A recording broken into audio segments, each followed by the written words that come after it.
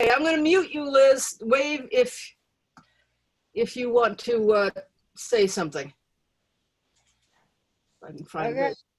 I'll be quiet. Okay, but I am hoping to get some questions in this one because it's a, okay, so we're being recorded now, I think. You are. And did you push the other one for Facebook Live? I'm in the process. Okay, great.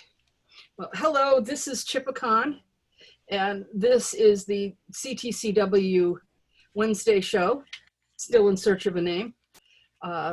This is our very long dress rehearsal for the virtual conference that will be happening in November 15th, a week in November, with lots of classes on healing and divination and other metaphysical, supernatural, paranormal stuff. And we are trying to learn the possibilities that are available on Zoom, and so that we can have the best virtual conference come November and also have fun while we're doing it. Tonight, I actually got a request, which I love, to talk about what to do about pixies or fairies or whatever. This week on Facebook, there have been discussions that I have been catching bits of where what some people are referring to as witchlets have been making brilliant suggestions. And when I say brilliant, you should see, there should be air quotes there, about cursing the fae. Oh, really? Yes, you think that's a good idea. Or other things like that. And there have been,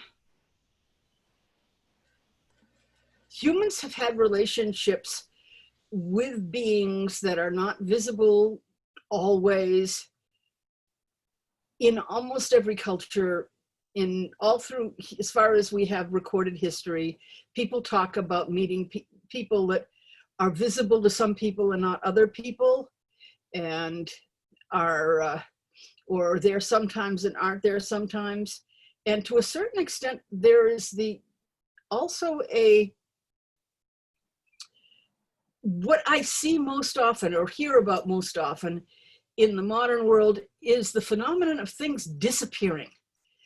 The phenomenon that something will go missing. My poor mother, who does not believe in this stuff, after all the kids had moved out of the house and it was just her and Dad, put a book down on top of the piano in the front hall and spent the next month looking for it. It disappeared. It wasn't there. She went through every room. She looked through every bookshelf. She got the house a lot cleaner. She spent a whole month looking for it. And then about a month later, it turned up right where she put it down on the top of the piano. And Dad said, "Oh, you must not have seen it." And that is something that, hello, Pie Wacket, that satisfies some people. They say, well, always go for the most obvious, the most believable answer. Well, the problem with that is that belief depends on what your belief system is. My belief system is that there are some beings out there that are not always on the same, you could say dimension, you could say vibrational level. I think that a lot of I think physics says that energy and matter are the same in some bizarre way that I don't quite get, but they all vibrate at a different level. Well, I think there are other universes or other realities that are just vibrating on a different level. And sometimes the vibrations get closer, the way when you're trying to tune your radio. And sometimes without the dial changing, the signal comes in from another station. And when that happens, beings from these next things over. Well, The beings that I refer to as pixies tend to seem to like to drive human beings crazy. Now, I think that these may be the source of the type of Victorian fairy image that has permeated media. So there are lots of fun images of tiny little fairies that people, with wings. Traditionally, elves were another race. They were usually considered to be living inside hollow hills or someplace you'd go through some kind of passage and then you'd be there and then you'd come back, sometimes a fairy ring or something else like that. But they were generally spoken of as being about the same as we were, only probably taller, handsomer, and looking better, although there was some discussion over whether that was glamour, the ability to make somebody see something that you wanted them to see, or whether they really were handsomer, a lot closer to the Tolkien elves than the Covington little cutesy pixie things. In the Harry Potter universe, we see them when the idiot, oh, what was his name? Blonde professor of the dark arts, just released pixies into the room and then ran away and said, here, you put them back in their cage. And they had to try and capture the pixies. I tend to refer to pixies as the annoying little ones that seem to, like the monster in Star Trek, feed off of negative emotions. They like to make us annoyed. They like to get us upset. That's what they like. They seem to have more energy when we get upset. This brings up the question is, well, is it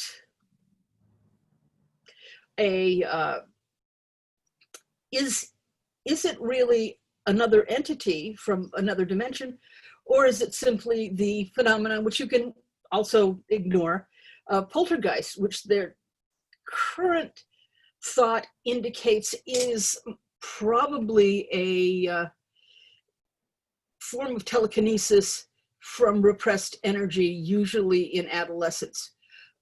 My feeling is that if things that are going on, when all the hormones and the issues that are going with adolescence, if that creates people who are so frustrated that they manifest poltergeist phenomena, inadvertent telekinesis, shouldn't we be seeing the same thing in menopausal women? Shouldn't we be seeing that with them?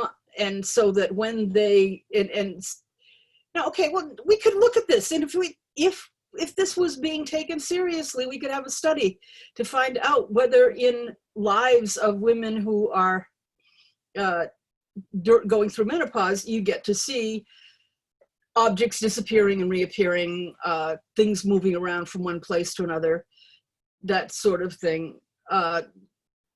Telekinetic displays, apportation, asportation. I think that this needs to be acknowledged, but since there does seem to be some intelligence behind it, it's not just things knocking off walls, I think that there are things that are basically doing it to make us crazy. Another thing that supports my feeling of that is I've known lots of people who've come up with ways of dealing with it.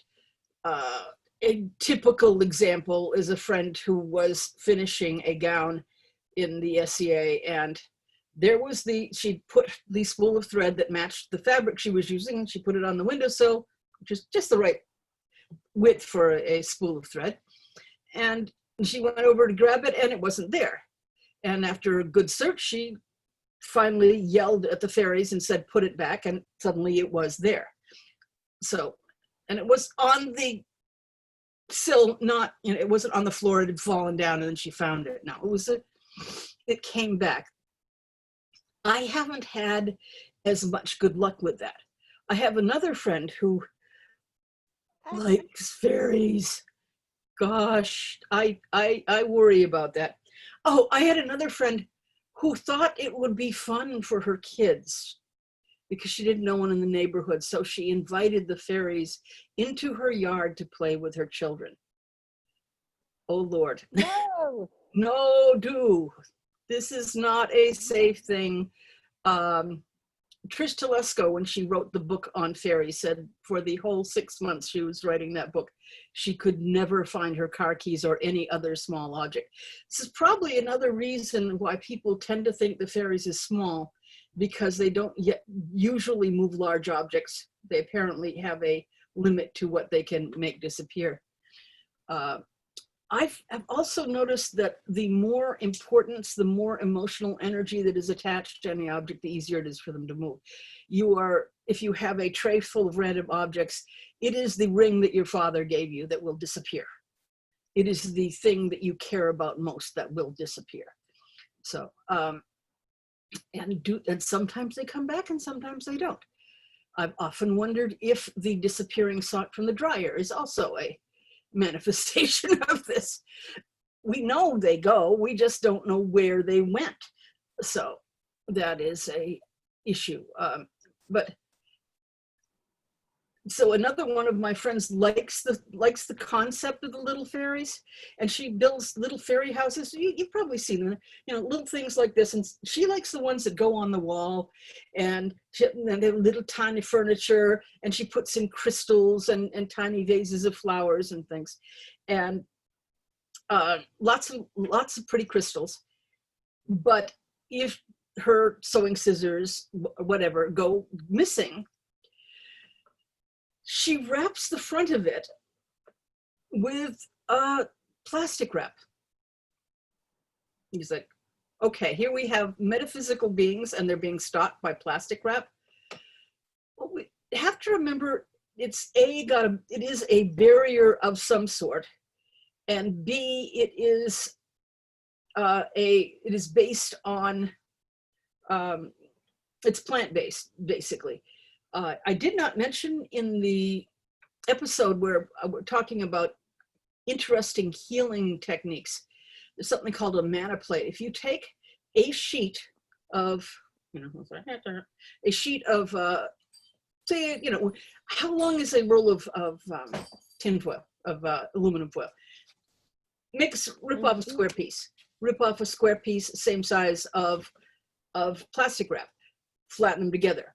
Fold it over so that you now have 2 layers of plastic wrap and 2 layers of, you fold it in a third and then fold the other third over, you now have 6 layers of plastic wrap. Well, you have 3 and 3, and then you fold it again and you now have 6. Once you have the 6, the alternating layers of organic, inorganic, organic, inorganic, organic, inorganic sets up an energy field. And you can take that and you can put it in your junk drawer, and you can have your kids, and if you slap it, if you make one for yourself right now, because it's really not expensive or hard. If you have something if you're bleeding, put that on there and stop bleeding. And you can have your kids use that instead of 5 boxes of Band-Aids. It's a cool thing. That's what I was thinking of when I found out that she could keep fairies away from the crystals they love so much, until her sewing scissors or whatever it is, the piece of jewelry, the other earring. There's nothing to make an earring so valuable as only having one, right? If you only have one earring, then the other one has become useless, so that one becomes really, really valuable. They love taking one earring. But they do other things that are irritating. We had a nasty infestation of pixies when my daughter was in 6th or 7th grade, I think it was. And she'd gotten to the point, which is all parents love, she started making her bed every day. And she'd make her bed, and she would come back at the end of the school day, and all the bedding would be on the floor. And she got really annoyed. So she started closing the door, figured the cats had come and knocked it off. And no, even with the door closed, she thought the bedding was still on the floor. So she started coming back and checking. And sometimes she would make her bed, close the door, go in, brush her teeth, go back, and all the bedding's on the floor. This is very traditional pixie type behavior. Another thing that happened at that same time, we had animals, and we went out, and the electric fence, one of the posts had been turned upside down. In order to fix it, we had to go into the barn, turn off the electricity, go back out to the yard, unstick the fence, stick it right side up again, go back in, turn the electricity back on again. It would be convoluted. How did that happen? Another time we heard a strange moaning, and I went out and I found one of the goats had its head. There was a tree that was forked, and its head was in the fork of the tree. I will not say that absolutely that is one of the things that the pixies did. It is traditional for pixies to bother your animals. They used to like to do things like tie knots in cows' tails and things like that. But goats are really stupid. And I would not put it past a goat to get its head caught in the crotch of a tree somehow. This was way up there, and the goat was just kind of dangling. So, and it would probably have been dead if we'd not caught it. But you have to check your goats twice a day if you're milking, right?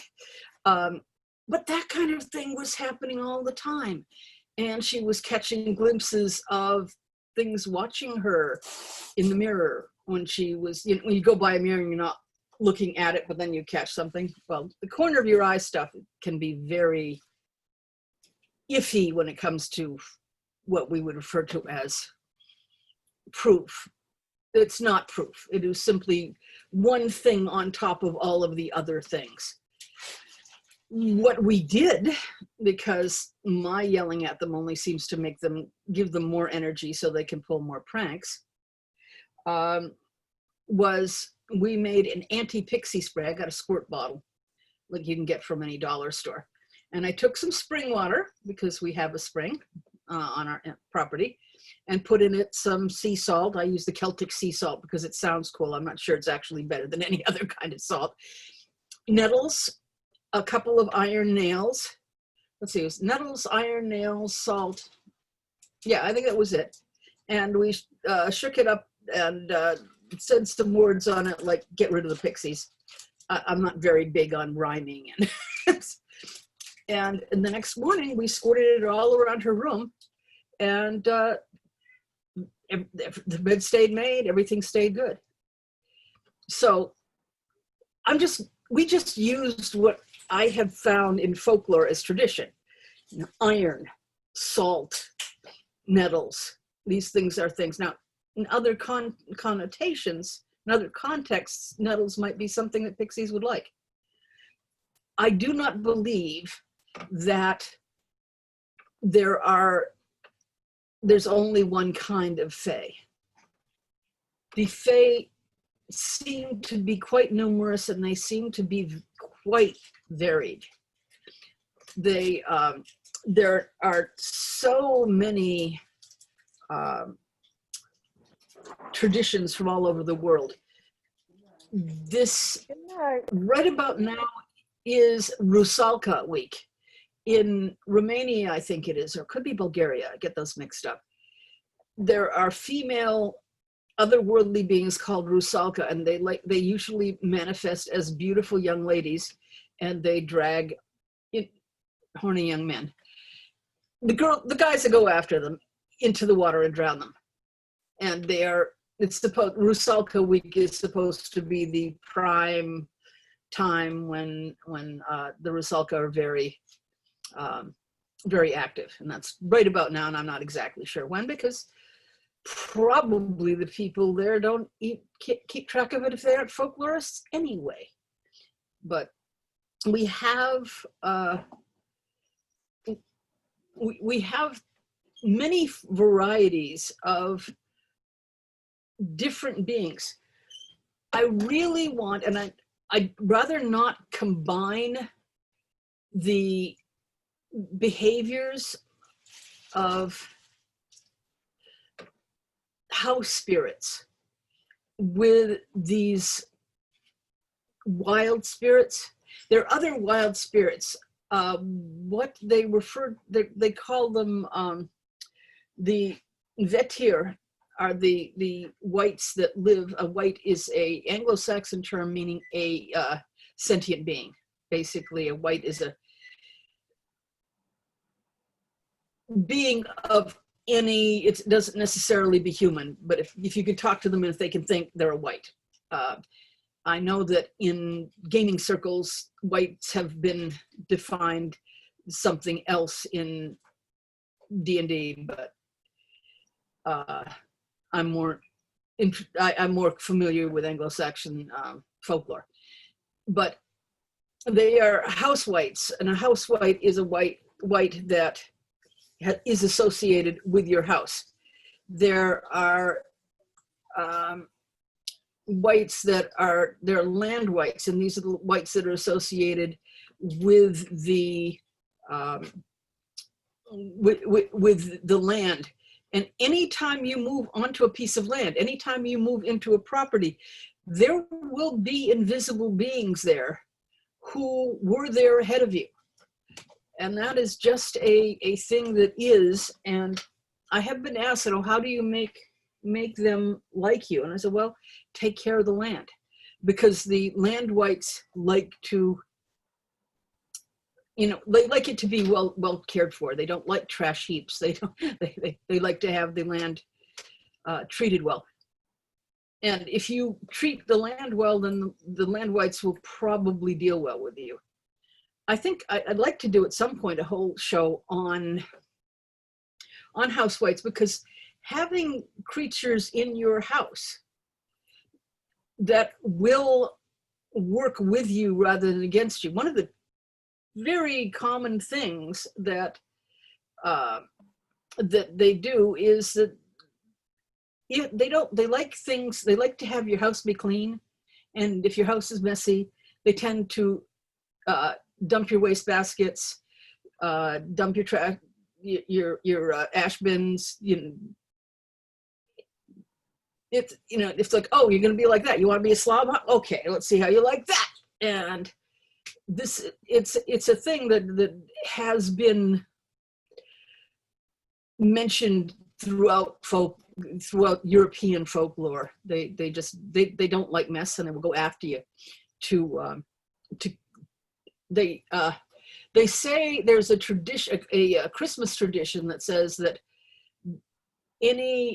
for every needle off of a Christmas tree or the holiday boughs that are brought in, for every leaf or needle, the house whites that haven't been picked up, the house whites are allowed to pinch the maids or whoever's in charge of cleaning once. So if you feel a pinch and and you haven't cleaned up your Christmas leaves, then that's because the house whites are saying, you're being so. But we've seen that. We had a circle out there was a grove of trees in our previous house. And after we had used it a few times, the leaves started getting, the circle, there'd be leaves all over the ground, except in the circle where we walked around the altar. And that was kept swept of leaves. When the snow came, frequently it just melted in that ring, probably because the energy we'd put there. If you raise a lot of energy, the energy stayed in that area, melted the snow. We saw there's I prefer to think that I am not an illogical person, and I have been convinced because I've seen so much of this stuff, and what I've seen is consistent with the folklore by and large. I don't like it when logic doesn't seem to explain things, but if the logic accepts that the reality of other dimensions, then there you go. It's no longer, it's no longer illogical. It is simply working within the rules as given.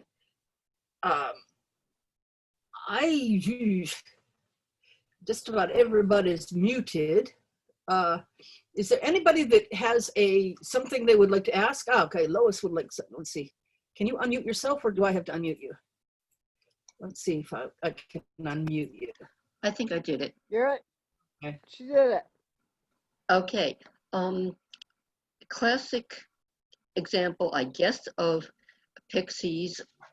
Way back in our first apartment, I had a pair of eyeglasses in a case that fell off of my bedside table. I bent down to pick it up, wasn't there. Moved the table, wasn't there. Looked under the bed. You get the idea. 3 Sounds months, like 3 months, 3 months later, we were packing to move, and I found the eyeglasses in the next room over, against the wall, behind several boxes that hadn't been touched since we moved in. I've never been able to explain it. Pixies seems as logical as anything else. You see, once you've accepted that as a possibility, then it's, oh, well, that's explained. I don't have to worry about it anymore. Can you hear me? Okay, I can hear you. Okay. I have a bedroom in my cellar that is a guest room, so no one uses it. No one goes down there. I live alone.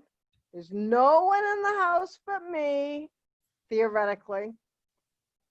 And I would make the bed, have the room look nice, and every time I went down, there was like a butt print on the bedspread. And I would have to straighten out the bedding. And I got in the habit of just straightening it out every time I went down there. But you had me make like a fairy trap outside. I put something sweet and something sparkly, and they left.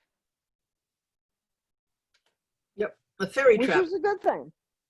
Fairies like sweet. Fairies like, I think the reason they like sweet is because sweet represents energy, and sugar is just straight energy.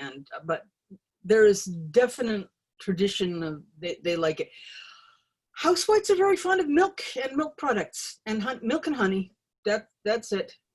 As somebody said when the Witchlet said they were going to curse their local fae, it's like everybody else is stocking up on milk and honey, got some cream and honey, little porridge. There you go, sweetening on it, because you want to keep on the good side of the ones that like you. I just had a light go off of my chandelier, and I think it's a house fairy. Well, this is one of the things is that while we were talking, everything was on. If you while we've been talking, it went off.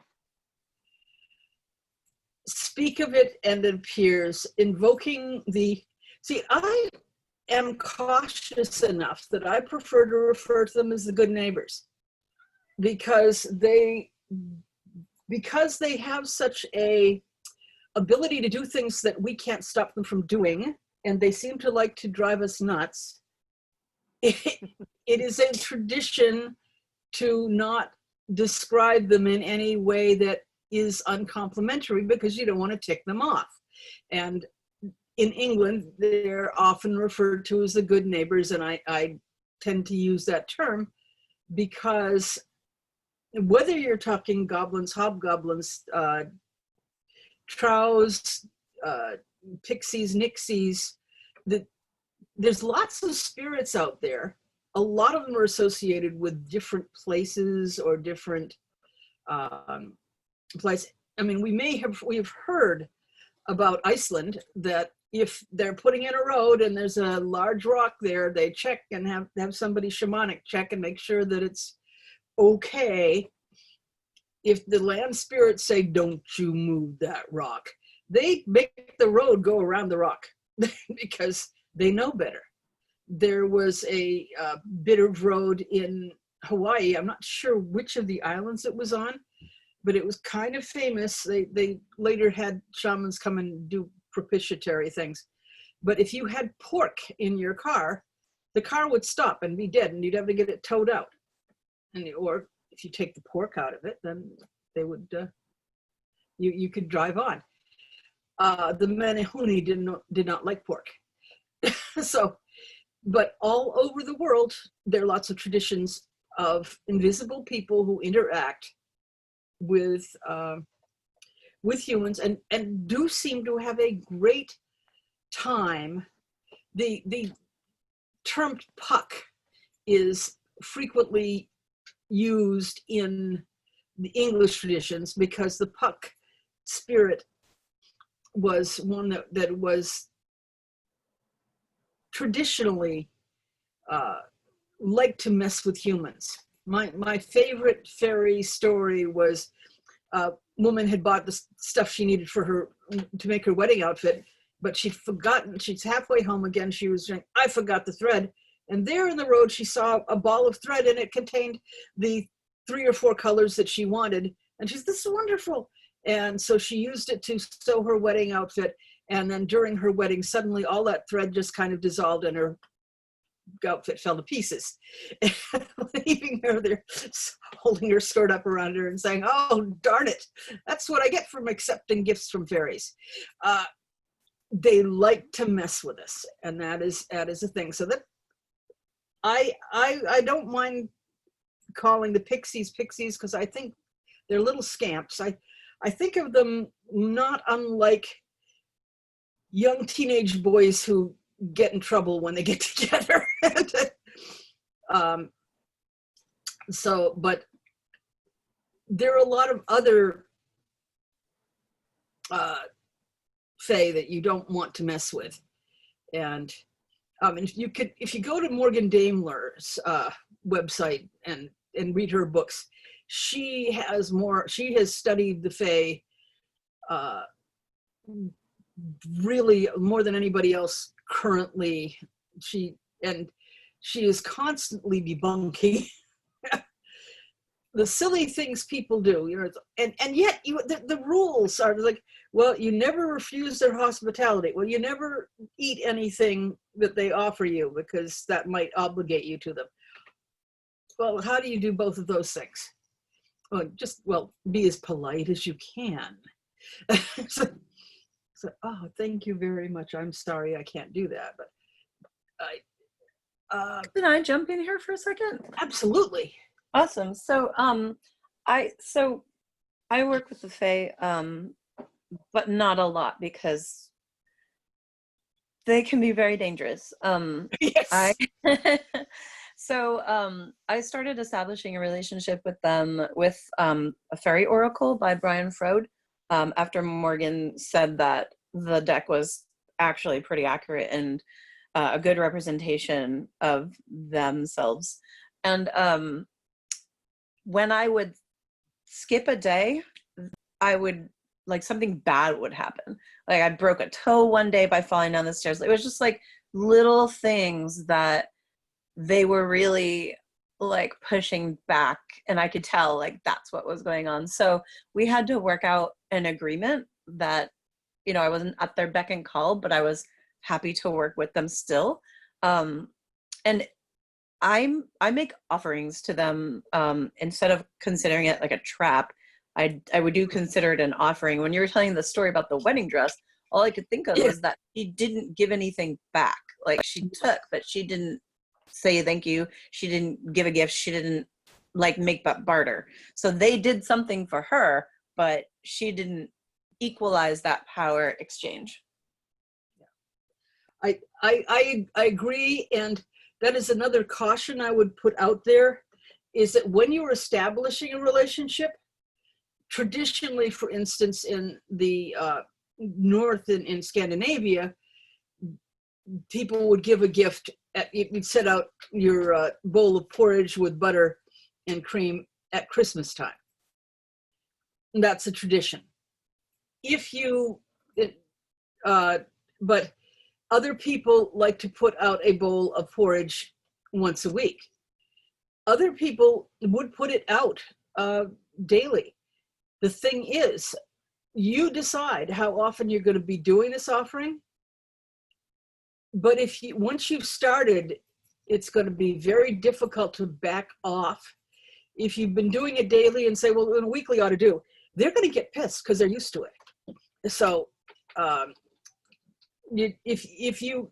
I would suggest to people, if you want to make an offering, do it either irregularly so they know that I'm doing this because it occurred to me just now, or pick a schedule that you can keep to, because if you do it every time. Hello, Pyewacket. What are you looking for? I got a furry thing around my feet. But yes, when you're establishing a relationship with the invisible beings with you, be positive, be honest, reciprocate, say thank you when they do you favors, even if you're not quite sure whether it was them or not. Saying thank you isn't going to cost you anything. But and they'll even take like a sorry, got a phone call.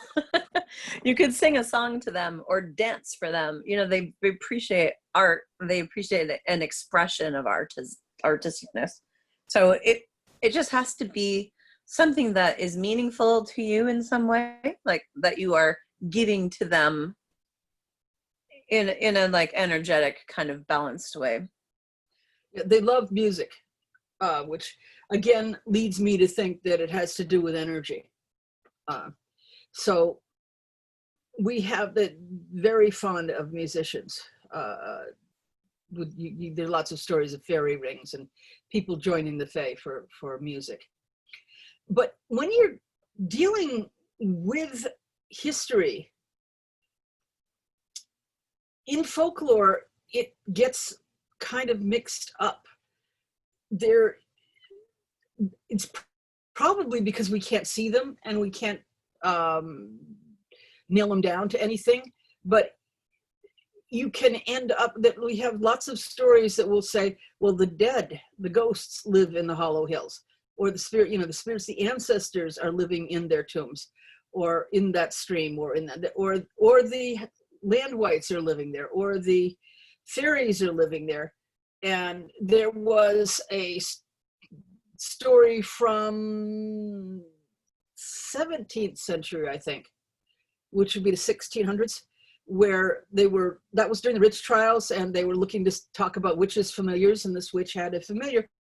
Her familiar identified himself as, yes, I was Tom so-and-so, I lived in such and such a town, which they looked, and yes, a man had died in the battle he said he died in, and I live with the fairy court in the hollow hill under, and he named the hill. So here you have, he's dead, he's a witch's familiar, and he's a fairy, all at the same time. Once again, this leads me to believe that, okay, when you are a spirit being, perhaps a ghost, you might then suddenly be able to interact with the other beings that are one wavelength over from our world that you couldn't interact with before because you weren't tuned to that frequency.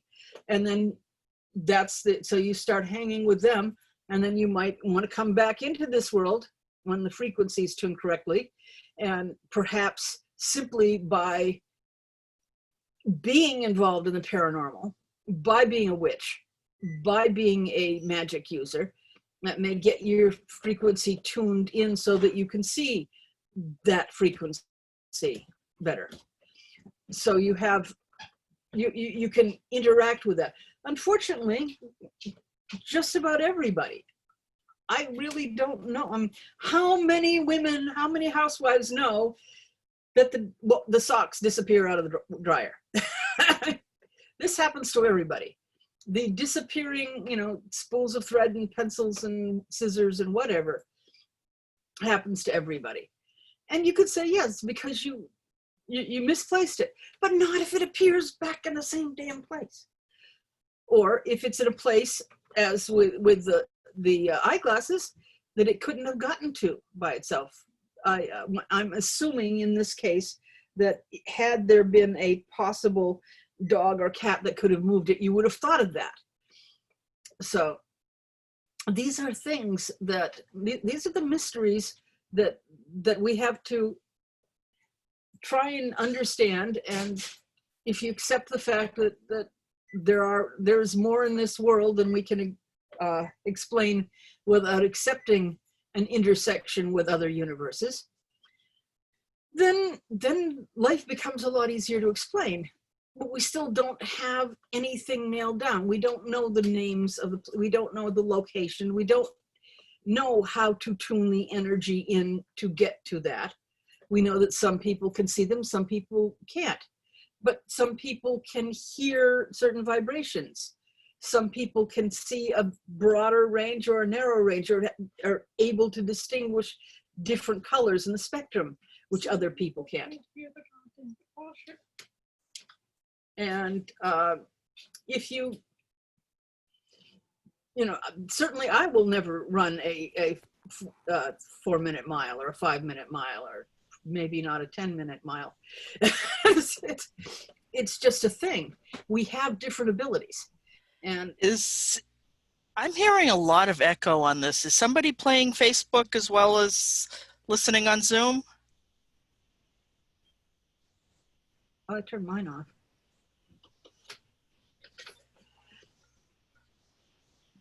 Don't know.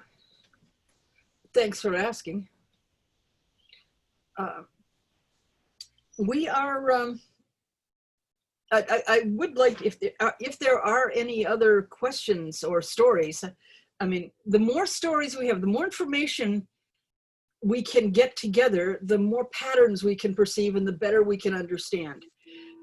I feel, as we do in the basic intents and goals of changing times, changing worlds, that the point is not to understand how it works so much as how to understand how to work it. How can we get along with these? So very useful to know how to make a spray that you can get rid of these things. It's good warning to tell people beforehand. Don't give them don't put out food offerings every day if you're not going to keep doing that. Go weekly, go monthly. They're quite used to having if you do it at a certain time of the moon, the energy is good that way. So are there any other questions? Does anybody have, do you have any spirits around your place? Or Hi, Kim here. yeah.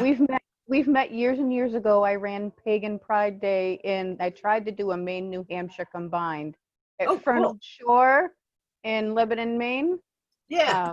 That was me all those years ago. Okay. And I'm back, kind of. So we moved into a farm that's been around for probably close to 200 years.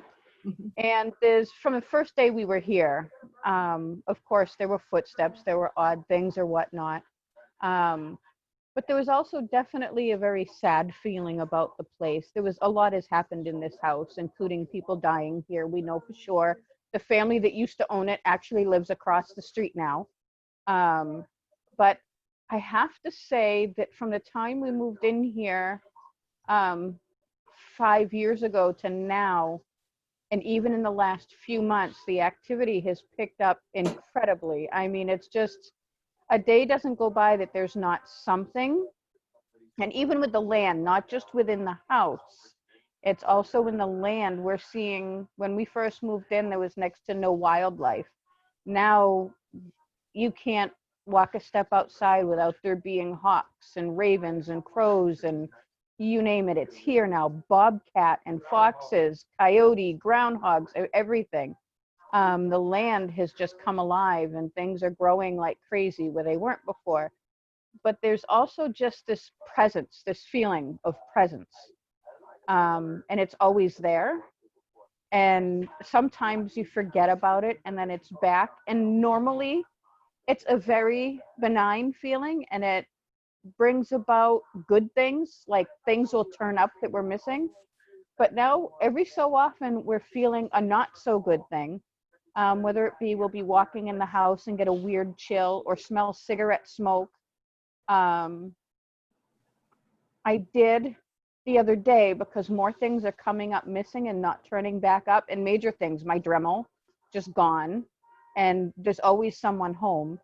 My other half's drill, he has just gone. Little things have disappeared in the past, but it's just starting to get to be major things. And so I did go out and I did do basically a tribute, and I thanked the land and whatever lived here for allowing us to be here and for giving us the blessings that they do. But is there anything else I should be looking for in terms of when I feel those negative moments? I mean, can there be good and bad coexisting in the same place? Oh, absolutely.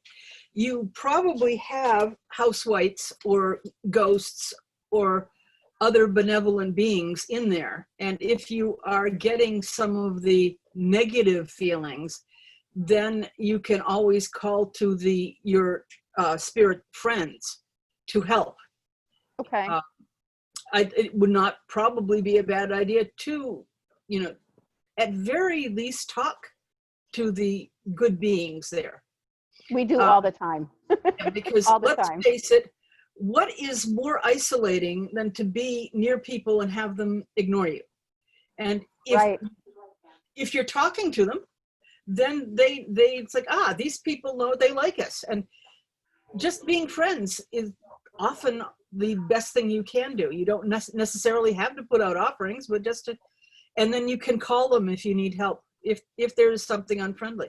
Then, of course, this is where we turn to divination to try and find out more about things that we can't find out through the normal, you can't Google it. Then that's when you pull out your pendulum or your or your card. It's like, is there something here that is dangerous to us, and is there something I can do to fix that? Okay. So, because there are, I think we should. Anybody who thinks that we should do a show on ghosts, wave your little hands. Okay, we get a couple. Okay, very good. Okay, so we'll have to. I'll have to sign in I'll have to line up a ghost thing. I've got a couple other guests that I'm trying to get in. A lot of them are having. Oh, there's another one! Yay! Yes, please. We will have. So we'll do one on ghosts. How to get to Zoom seems to be the biggest handicap for some of the guests I'm trying to line up. So that is something we want to clear up before Changing Times, Changing Worlds conference, because we're all doing that on Zoom. So let's get that right. Okay, what time is it? Yeah, looking at the clock right in the glare. Okay, so that is pretty much what I'm saying. So recap of what I'm saying: don't invite fairies in, because it's a generic term that includes all of the ones that just like to, you're inviting juvenile delinquents to come and camp on in your yard. Not necessarily a good idea. And sometimes in your house, and leave wet laundry on your floor and things like that. So just don't do it generically. That is as far as I can tell, the big problem with the Ouija board is you've opened the door and not put any filters on. So that is a thing. We always put on filters when you're working with spirits. After all, if you're talking about teenage boys, they're usually great one at a time. But if you put a half a dozen of them together, they will turn into a mindless ball of testosterone and drive you crazy. So you got to have some kind of filters, and it's always good to have the help of friendly spirits. Which, of course, being of a certain age, I think itty bitty, chilly bitty, the spirits are about to speak. And those of you who are too young to remember Rocky and Bullwinkle will not recognize that. But some of us have many gray hairs. So, lacking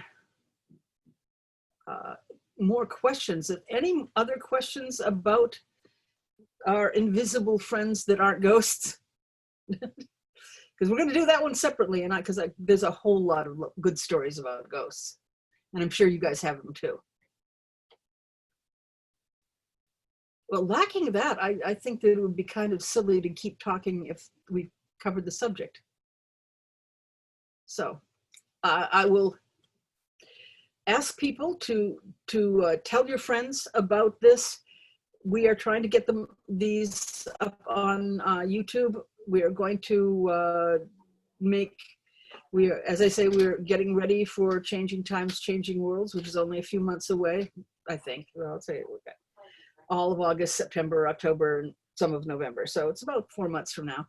And we will have lots and lots of subjects. Go to the Facebook group, and if there's something you want, tell us, because there is nothing that makes a speaker more eager to speak than being being told that somebody really does care about that subject. Okay, So I guess Chipakan, yep. you have a question in the chat. Oh, goody, in the chat. Let's see, is it down the bottom or? Yes. Yes, how can you tell whether you have a visitor or a spirit or a ghost? Oh, you see, that's the challenge, isn't it? I'm going to go with the Christian answer of by their fruits you shall know them. If they act friendly, if the things that they do tell you, if they act like it's their house and they are kind of resenting the fact that you're there, it's probably a ghost that doesn't know they're dead, and why are you living in my house? If you rarely get a ghost going anywhere that they weren't habitually. They're going to keep doing this. The poor people who don't realize they died keep on doing the things they were doing before in the same place. That's a ghost. If you have a land spirit or a house spirit, and house spirits tend to associate themselves with a house. You can also have family spirits, which will follow your family from house to house. And sometimes you have, if you turn to things like pendulums and Ouija boards and things to talk to the spirits, let us simply say there is no oath that they take that says that they will give you the truth, the whole truth, and nothing but the truth. A lot of them really seem to feed on our emotions, and therefore they will do things to get you upset, get you disturbed. You know, this is why they will hide something you desperately need, even confused. And so if you are simply being irritated by what's going on, the chances are you have what I would consider a pixie, and I would go to try and banish them. Now, there are people who are good with charms and spells, and they can banish with that. There are people who, you know, I'm more of a physical. I will use, you can put up wards and keep out the wrong kinds of spirits. You know, keep the right one, you know, let the right ones in, keep the wrong ones out. Warding, we should definitely have a class on warding. I think I've got Star Wolf said he'll be happy to come in, and he's very good with that. So how can you tell what you've got? By the way they behave. And one of the participants described something that sounded like it. Could be either. Yeah, it is hard. We had guests in our house, and when we were about to pull the beers out of the back room, out of the cold room, they heard, along with our family, the little which everybody in our family recognized as that was Thor saying, when you're pouring, make sure you put some on the altar for me. And the guest looked around and said, well, what was that? And we said, I never would have taken him as somebody who could hear the gods. But, and no, see, the gods, that's not, it's a spirit, it's invisible. We interact with him. He does us favors.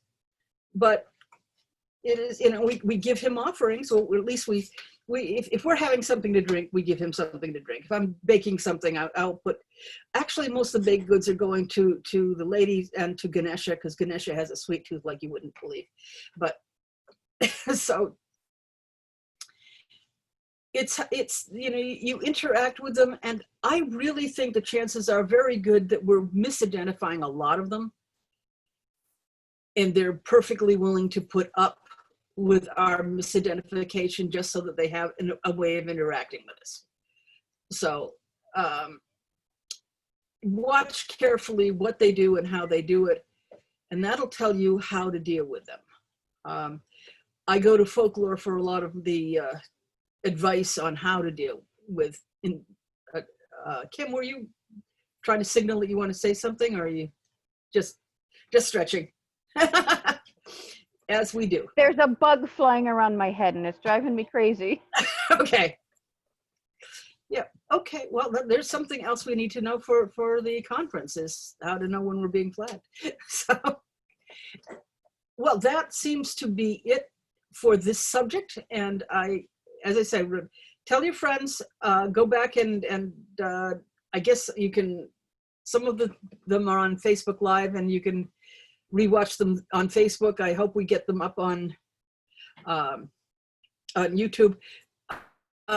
Thor is trying to get them subtitled for the hearing impaired, which I think would be great, and we want to have done for the conference. So that's part of the delay in getting them up on YouTube. So that's it. See you next week on Wednesday, and everybody stay safe, wash your hands, continue enjoying good health, positive vibes. See you later then. So, bye. Lots of waving. Thank you. Good night. Good night. Good night, everybody. Bye there. Now we're off.